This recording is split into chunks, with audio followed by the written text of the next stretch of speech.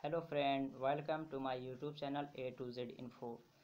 दोस्तों, आज हम एमयू बीए ऑनर्स जो 2016 और 17 सेशन में हुआ था पेपर, उसका प्रीवियस पेपर हम सॉल्व करने जा रहे हैं। जिस तरह कि यहाँ पे आपको दिख रहा होगा, बीए ऑनर्स ये आपका एमयू का है, तो इसको आज हम सॉल्व करेंगे। टोटल हम 15 क्वेश्चन सा सॉल्व करेंगे।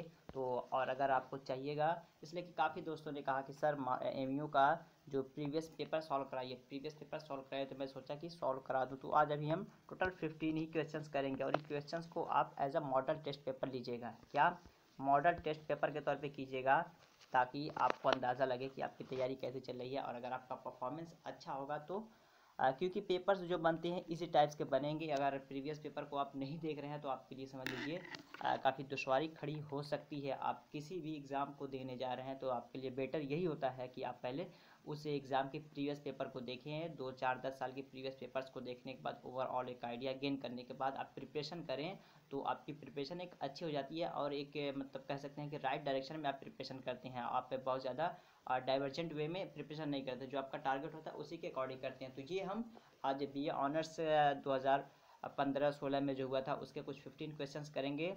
तो ये आप लोग दोस्तों को शेयर कर दीजिए और आप लोग भी आ जाइए। जो लोग भी एमयू की बीए ऑनर्स की तैयारी कर रहे हैं उन लोगों को शेयर कीजिए, बताइए कि यहाँ पे प्रीवियस ईयर क्वेश्चंस कराए जा रहे हैं। तो मैं कोशिश कर रहा हूँ कि ज़्यादा से ज़्यादा क्वेश्चन करा सकूँ आप लोगों को, ताकि ओवरऑल आपको आइडिया मिले। तो चलिए चलते हैं क्वेश्चन की तरफ। दोस्तों को आप शेयर कीजिए। जो लोग ऑफलाइन देख रहे हैं या पहली बार चैनल पर आए तो चैनल को जरूर सब्सक्राइब कीजिएगा, बेल आइकन को दबा के, और डिस्क्रिप्शन बॉक्स में लिंक दिया प्रीवियस वीडियोज़ को देखिएगा। तो फर्स्ट क्वेश्चन देखते हैं यहाँ पे। Eight which one of the following place did Mahatma Gandhi first start his Satyagraha in India. कहा जा रहा है कि महात्मा गांधी ने अपना पहला सत्याग्रह अपना कब स्टार्ट किया था, नहीं सॉरी, कहाँ स्टार्ट किया था हिंदुस्तान में। ऑप्शंस आपके यहाँ पे है अहमदाबाद, बरदौली, चंपारण या खेड़ा। कहाँ पे किया था ये आप लोग आंसर कर सकते हैं। प्लीज़ आप लोग आंसर कीजिए। मैं आपके आंसर्स को देख रहा हूँ।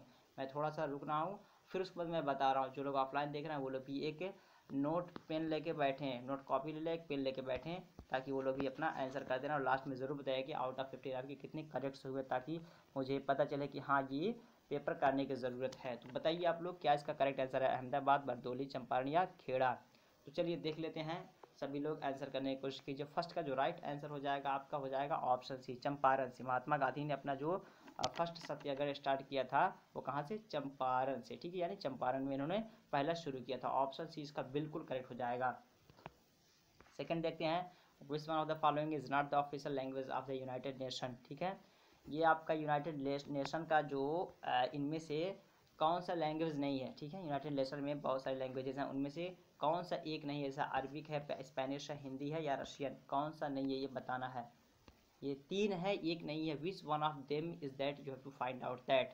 कौन सा करेक्ट हो ये आपको फाइंड आउट करना है। जी कोशिश कीजिए। अरबिक, स्पेनिश, हिंदी, रशियन, ऐसे ही क्वेश्चंस बनेंगे। हो सकता है कि ये क्वेश्चंस आपको रिपीट हो जाए, क्योंकि एग्जाम्स के क्वेश्चंस रिपीट होती हैं और हर एग्जाम का यही हाल है। छोटा सा छोटा हो, बड़ा सा बड़ा हो, रिपीटेशन आपके क्वेश्चंस होते ही हैं। इवन कि आप सीटेट का दे रहे हैं या फिर बीएड का दे रहे हैं या फिर बीए किसी भी यूनिवर्सिटी के दे रहे हैं, तो यहाँ पे रिपीटेशन होते हैं। जो लोग आप जामिया की तैयारी कर रहे हैं वो लोग भी देख सकते हैं, इसलिए कि बहुत ज़्यादा डिफरेंस नहीं होता। दोनों का पेपर एक जैसे होता है। जीके के क्वेश्चंस आप ओवरऑल इंडिया का कोई सा भी एग्जाम देने जा रहे हैं तो आप देख सकते हैं। इवन कि अगर बीए आप किसी भी यूनिवर्सिटी से इंडिया से करना चाहते हैं, मानू से करना चाहते हैं, एमयू से करना चाहते हैं, जेएनयू से करना चाहते हैं, तो सारे लोग देख सकते हैं। यहाँ से उनकी तैयारी अच्छी हो जाएगी। कोशिश कीजिए कि इसका राइट आंसर क्या होगा। विच one of the following is not the official language of the United nation. तो ये आपको भी बताना है कि कौन सा नहीं है। तो चलिए देख लेते हैं इसका राइट आंसर क्या होगा। सेकंड का राइट आंसर जो हो जाएगा हिंदी। दोस्तों हिंदी जो है ये आपका ऑफिशियल लैंग्वेज नहीं है। ये मत सोचिएगा कि हिंदुस्तानी हम है तो हिंदुस्तान बहुत बड़ा देश है, हिंदुस्तान की ज़बान हिंदी है तो हिंदी वहाँ पे होगी, ये दिमाग से निकाल दीजिए। ये नहीं है, इसी वजह से क्वेश्चन यहाँ पे डाला गया। ऐसे ही क्वेश्चन डाला जाता है जो बच्चों के दिमाग में कन्फ्यूज़न पैदा करे। ये भी आपको जहन नशीन रखते हुए चलना है। 24 अक्टूबर 1945 में उसकी स्थापना हुई थी। आगे चलते हैं। Which of the following is incorrect. कहा जा रहा है कि इनमें से कौन एक है जो करेक्ट नहीं है। जिस तरह बताऊंगा मैं, Jwala Gutta badminton, Suranjoy Singh boxing, Jennifer Pais volleyball या स्मृति मेहरा गोल्फ। ये सब के सब एक तरह के प्लेयर्स हैं। कौन है, प्लेयर्स हैं और ये किसी न किसी खेल से बिलोंग करते हैं ये लोग। तो बताना है कि कौन एक इसमें प्लेयर है जो सही नहीं है, बताना है। देख लीजिए आंसर। ज्वाला गुट्टा बैडमिंटन से, बताया जा रहा है सुरंजय सिंह बॉक्सिंग से, जेनिफर पायस वॉलीबॉल से, स्मृति मेहरा गोल्फ से। तो बताइए क्या इसका राइट आंसर होगा, कमेंट कीजिए आप लोग। एक बार तो दोस्तों को शेयर कर दीजिए, जो लोग ऑफलाइन देख रहे हैं वो लोग भी कोशिश करें कि डेली लाइव सेशन को जो भी टाइम अपॉइंट किया जाए उस टाइम पे आके क्लास को अटेंड करें, ताकि उनकी तैयारी बेहतर हो सके। इसके लिए ज़रूरी है कि डिस्क्रिप्शन बॉक्स में मैंने व्हाट्सएप टेलीग्राम का लिंक दे दिया हूँ, वहाँ से आप मेरे साथ ज्वाइन हो सकते हैं, ताकि जो भी लाइव सेशन मैं लेता हूँ वहाँ पे पहले अपने ग्रुप में लिंक डाल देता हूँ, वहाँ से आप easily time to time access कर सकते हैं क्लासेस को। तो बताइए यहाँ पे राइट आंसर क्या होगा। तो चलिए 3 का राइट आंसर जो आपका होगा वो आपका हो जाएगा ऑप्शन 3। ऑप्शन 3 मीन्स सी। ऑप्शन सी जो है ये बिल्कुल इसका करेक्ट हो जाएगा। ये जेनिफर पायस जो है ये इनका ताल्लुक है वॉलीबॉल से नहीं, बल्कि बास्केटबॉल प्लेयर, ये इंडियन बास्केटबॉल प्लेयर हैं, ठीक है। तो ये आपका बिल्कुल करेक्ट हो जाएगा, बास्केटबॉल प्लेयर से इनका ताल्लुक है। किससे?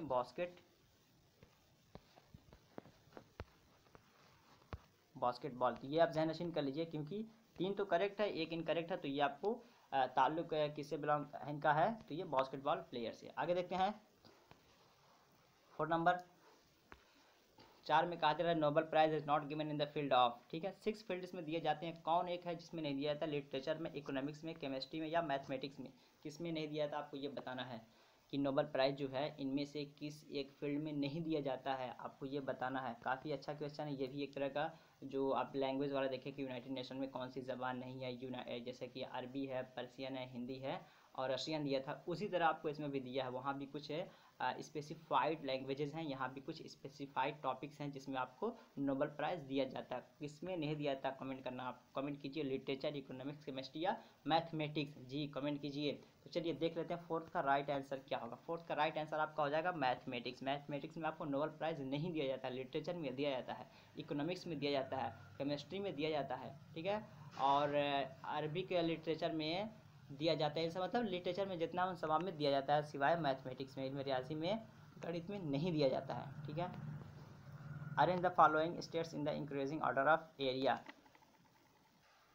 चलिए इसका बताइए, ये भी आपका जीके के क्वेश्चन है। ऑप्शन आपका 1 में जो यूपी है, 2 में एमपी है, 3 में केरला, 4 में राजस्थान। आपको ये बताना है कि कौन सा ऐसा स्टेट है जो एरिया के हिसाब से कम है, उसके बाद फिर ज़्यादा है, उसके बाद फिर ज़्यादा है, उसके बाद फिर ज़्यादा है। तो ठीक है, तो आपको बताना है इसमें क्या करेक्ट होगा, यूपी 1 नंबर पे आएगा या एमपी पहले आएगा कि केरला आएगा कि राजस्थान आएगा। या देख के ऑप्शन खुद क्लिक कीजिए, मैं बता दी हूँ कि क्या पूछा जा रहा है। पूछा जा रहा है कि छोटे स्टेट से लेके बड़े स्टेट के जानिब आपको जाना है, मतलब एरिया के हिसाब से, स्क्वायर फीट के हिसाब से, इसके अकॉर्डिंग चलना है। तो ऑप्शन यहाँ देख लीजिए, फर्स्ट में, सेकंड में, थर्ड में, फोर्थ में, ABCD, क्या करेक्ट होगा ये आपको बताना है। दिमाग आप लगा सकते हैं, या फिर ऑफलाइन जो देख रहे हैं वो लोग इस वीडियो को रोक के सोच के आप थोड़ा अपना जो आपका जो मैप दिमाग में घूम रहा है इंडिया का, उसके अकॉर्डिंग आप आंसर कर सकते हैं। तो क्या करेक्ट होगा? 5 का राइट आंसर। चलिए देख लेते हैं, 5 का राइट आंसर जो होगा ऑप्शन सी हो जाएगा। ऑप्शन सी में क्या कहा जा रहा है? 3 number, 2 number, 1 number, 4 number. 3 means Kerala 1 number पे रखा गया, 2 में आपको मध्य प्रदेश और 1 में आपका यूपी, फिर राजस्थान। जाहिर सी बात है केरला छोटा है, इन मस्कुरा में से सबसे छोटा है, फिर उससे बड़ा आपका मध्य प्रदेश है, उससे बड़ा यूपी है, फिर उससे बड़ा आपका राजस्थान है, और राजस्थान में सबसे बड़ा स्टेट है एरिया के हिसाब से। ये आप समझ लीजिए। यहाँ से भी एक ऐसा क्वेश्चन बन जाता है जो आपके जहन में भी नहीं आता। अगर आपको ये खाली पता है कि राजस्थान सबसे बड़ा आपका राज्य माना जाता है एरिया के हिसाब से हिंदुस्तान में, और नहीं आप कॉन्सेप्ट समझ रहे हैं, तो काफ़ी दुश्वारी होगी। देखिए यहाँ पे कैसे क्वेश्चन बन गया, ठीक है। गोवा सबसे छोटा है, राजस्थान सबसे बड़ा है, इतना आप समझते हैं, लेकिन सबको नहीं समझेंगे तो घुमा के ओवरऑल एक तरह का कॉन्सेप्चुअल क्वेश्चन बना दिया यहाँ पे। तो ये आपको समझते हुए चलना। 6 नंबर, और अगर आप बीएड की तैयारी कर रहे हैं, मानू से तैयारी कर रहे हैं, या फिर और किसी जगह से, तो बीएड के बहुत सारे मेरे क्वेश्चंस मानू के प्रीवियस वीडियोस मैंने सॉल्व करा दिए हैं, और उसका भी मैं लाइव सेशन करा रहा हूं। तो उसके लिए भी आप ज्वाइन कर सकते हैं मेरे सेशन को ऑन टाइम। आप चैनल से अपडेट रहिएगा, नोटिफिकेशन आपको ऑन टाइम मिल जाएगा। First non citizen to receive Bharat Ratna was. कहा जा रहा है कि भारत के कौन ऐसे पहले, ठीक है, शहरी नहीं थे और उनको भारत रत्न दिया गया। हिंदुस्तान के कौन ऐसे जो शहरी नहीं है हिंदुस्तानी, फिर भी उनको भारत रत्न अवार्ड दिया गया था? कौन है वो? नेल्सन मंडेला है, अब्राहम लिंकन है, खान अब्दुल गफ्फार खान, मदर टेरेसा। ये बताना है, कमेंट कीजिए आप लोग कि 6 का राइट आंसर क्या होगा। 6 का राइट आंसर क्या है? काफ़ी एग्ज़ाम में ये आपका इवन की ये किसी एग्ज़ाम के आपको जामिया के भी किसी एग्ज़ाम में आपको मैं देखा हूँ कि ये क्वेश्चन पूछा गया है। तो ये काफ़ी इंपॉर्टेंट है, और इस तरह के क्वेश्चन पूछा ही जाता है कि अनोखा लगे देखने में, तो ये अनोखा ही क्वेश्चन है। तो 6 का राइट आंसर हो गया, क्या होगा बताना है। चलिए देख लेते हैं 6 का राइट आंसर। खान अब्दुल गफ्फार खान, खान अब्दुल गफ्फार खान। दोस्तों जो लोग ऑफलाइन देख रहे हैं, वीडियो अच्छी लगे तो ज़रूर वीडियो को लाइक करके जाइएगा और सब्सक्राइब करके जाइएगा, दोस्तों को बताइएगा कि यहाँ पे तैयारी हो रही है। तो खान अब्दुल गफ्फार खान इंडियन सिटीजन नहीं है, फिर भी इनको भारत रत्न अवार्ड पहले सबसे मिला है। तो ये ऑप्शन सी जो है 6 का बिल्कुल करेक्ट हो जाएगा। 7 नंबर देखते हैं। Acronym note stands for, acronym means कहते हैं कि फुल फॉर्म, जो NOTE है इसका फुल फॉर्म क्या होता है, इसके लिए तो ज़रूरी है कि आपको फुल फॉर्म याद होना चाहिए, ठीक है। इसी वजह से कहा जाता है कि फुल फॉर्म भी आपको पता होना चाहिए, मतलब जो पॉपुलर फुल फॉर्म्स हैं उसे आप देख लीजिए। तो 7 का राइट आंसर क्या होगा, इसमें मैं ज़्यादा समय नहीं लूँगा, मैं बता दे रहा हूँ। 7 का राइट आंसर आपका ऑप्शन 1 बिल्कुल इसका करेक्ट हो जाएगा, नेशनल ऑर्गेनाइजेशन फॉर तम्बाकू इरेडिकेशन। तो इसका काम क्या है, इसका काम यह है कि तंबाकू पे बैन लगाना या उसका सर्वे या उसका रिकॉर्ड वगैरह, जो तंबाकू से रिलेटेड चीज़ें हैं उस हवाले से आपका एक ऑर्गेनाइजेशन है, ठीक है। तो ऑप्शन 1 इसका बिल्कुल करेक्ट हो जाएगा। 8 नंबर देखते हैं। The acronym SIM stands for, लफ्ज़ सिम जो है इसका फुल फॉर्म क्या होता है ये आपको बताना है। इसमें भी टाइम मैं नहीं लूँगा, इसका भी आंसर मैं बता दे रहा हूँ। इसका भी राइट आंसर हो जाएगा ऑप्शन 1, सब्सक्राइबर आइडेंटिफिकेशन मॉड्यूल, ठीक है। सब्सक्राइबर आइडेंटिफिकेशन मॉड्यूल, जो आप सिम लगाते हैं उससे भी इसका ताल्लुक है। सब्सक्राइबर कहते हैं कि आपको जो मुंतखब करता है, ठीक है, आपको जो मुंतखब करता है उसके पहचान के हवाले से। मान लीजिए आप कोई मोबाइल चलाते हैं, मोबाइल में अपना एक सिम चलाते हैं, वो सिम आपका एक तरह का आइडेंटिफिकेशन होता है, उससे आप कम्युनिकेशन करते हैं। और अगर कुछ आप करप्शन कर रहे हैं तो उस सिम के ज़रिए आपको पकड़ लिया जाए, क्योंकि आप जब सिम खरीदते हैं तो आप एक वेरीफाइड आईडी देते हैं, वो आईडी आपकी वहाँ पे सेव रहती है। उस आईडी के थ्रू आपके सिम को ट्रेस करके आपको मतलब पकड़ा जा सकता है। तो इसी वजह से ये सिम का सब्सक्राइबर आइडेंटिफिकेशन मॉड्यूल ये उसका सही फुल फॉर्म हो जाएगा। 9 नंबर देखते हैं। Which of this is a federal feature of the Indian constitution, कहा जा रहा है कि इनमें से कौन हिंदुस्तानी फेडरल कॉन्स्टिट्यूशन, फेडरल किसे कहते हैं, फेडरल उर्दू में कहते हैं खुद मुख्तार, ठीक है। Federal feature of Indian constitution, Indian constitution का फेडरल फीचर किसे माना जाता है, खुद मुख्तार आइन या संविधान किसको माना जाता है। 9 का राइट आंसर क्या होगा ये आपको बताना है। 9 का राइट आंसर क्या होगा ये आपको बताना है। आप ऑप्शंस देख लीजिए फिर बताइए। ऑप्शन 1 ए में कहा जा रहा है written and rigid constitution, B में एन इंडिपेंडेंट जुडिशरी, और सी में vesting of residuary powers with centre, और डी में distribution of powers between the centre and states, ठीक है। पहले में क्या कहा जा रहा है, रिटन एंड रिजिड कॉन्स्टिट्यूशन, एक लिखा हुआ, रिजिड कहते हैं मतलब कठोर, ठीक है, एक लिखा हुआ और कठोर आइन। और बी में कहा जा रहा है एन इंडिपेंडेंट जुडिशरी, एक मतलब आज़ाद, ठीक है, एक स्वतंत्र जुडिशरी अदलिया जिसको कहते हैं न्यायालय, एक स्वतंत्र न्यायालय।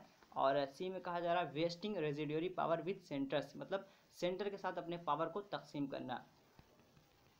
और डी में कहा जा रहा है distribution of powers between the centres and states, जो पावर है गवर्नमेंट की या कॉन्स्टिट्यूशन की वो स्टेट और सेंटर के दरमियान उसको बांट देना। जैसा कि हिंदुस्तान का मतलब हिंदुस्तान में है, सेंटर में भी कुछ पावर है, कुछ पावर्स आप स्टेट्स के जो सीएम होते हैं उनको भी दिया गया। तो स्टेट के जो सीएम्स होते हैं वो भी अपने अकॉर्डिंग कुछ काम करते हैं और सेंटर का पावर अपने आप में है। तो हिंदुस्तान का जो कॉन्स्टिट्यूशनल पावर है दो पार्ट्स में बांट दिया गया है, एक सेंटर के हाथ में होता है और एक स्टेट के हाथ में होता है। तो 9 का राइट आंसर क्या हो जाएगा, 9 का राइट आंसर आपका ऑप्शन डी हो जाएगा, distribution of powers between the centres and states. मैं थोड़ा फास्ट चल रहा हूँ कि ज़्यादा वीडियो लेंथी ना हो जाए और आपको क्वेश्चंस दे सकूँ, और अगर आपको दुश्वारी हो रही है तो वीडियो को आप आराम से देखिएगा और बैठ के देखिएगा।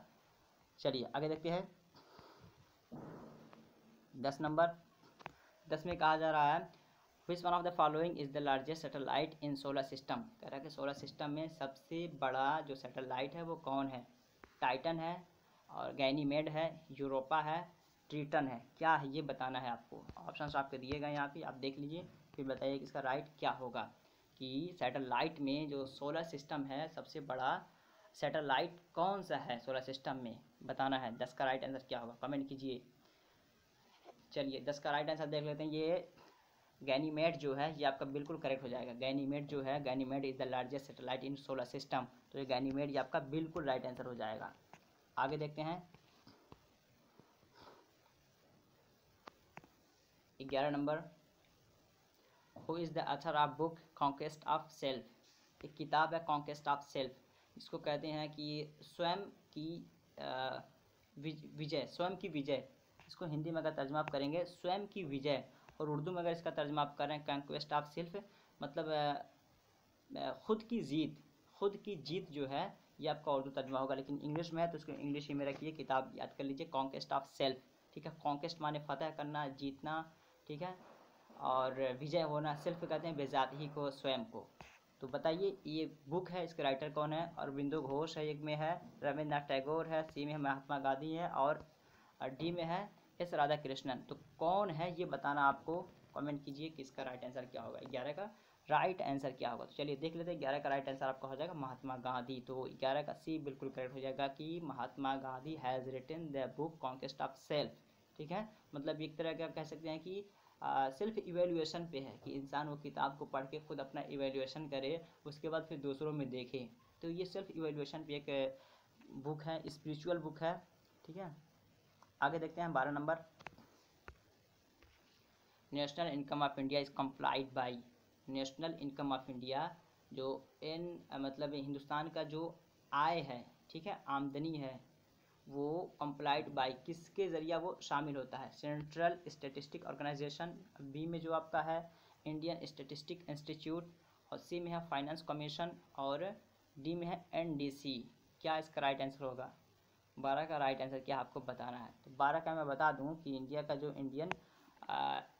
Indian income of national income of India जो है वो आपका जो वेरी करता है 12 में, वो आपका हो जाएगा सेंट्रल स्टेटिस्टिक ऑर्गेनाइजेशन। ठीक है, स्टेटिस्टिक कहते हैं एक तरह का जनगणना संबंधित होता है। तो क्योंकि जो बिल आपका पेश किया जाता है, मनी बिल जो होता है, वो सेंट्रल गवर्नमेंट के जरिया उसको पेश किया जाता है। तो सेंट्रल स्टेटिस्टिक ऑर्गेनाइजेशन, ये इसका बिल्कुल राइट आंसर हो जाएगा, ऑप्शन 1।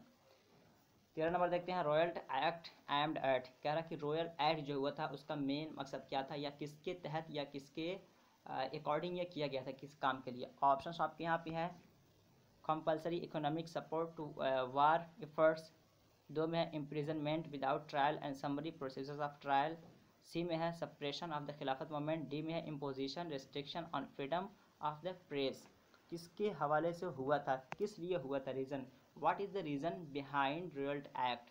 ठीक है, इसका होने की वजह क्या है? तर्जमा थोड़ा देख लेते, इसका अनुवाद देख लेते। Compulsory economic support to war efforts, मतलब ये कंपल्सरी इकोनॉमिक सपोर्ट की मतलब हर कोई एक तरह का जो लड़ाई चल रही थी उस टाइम पे, तो इकोनॉमिक जो थी, ठीक है, उसके ज़रिया सपोर्ट किया जाए, ताकि वो जो उन लोगों की जंग हो रही थी ना, उसमें वो फतेह पा सकें, उसमें जीत विजय बन सकें वो लोग।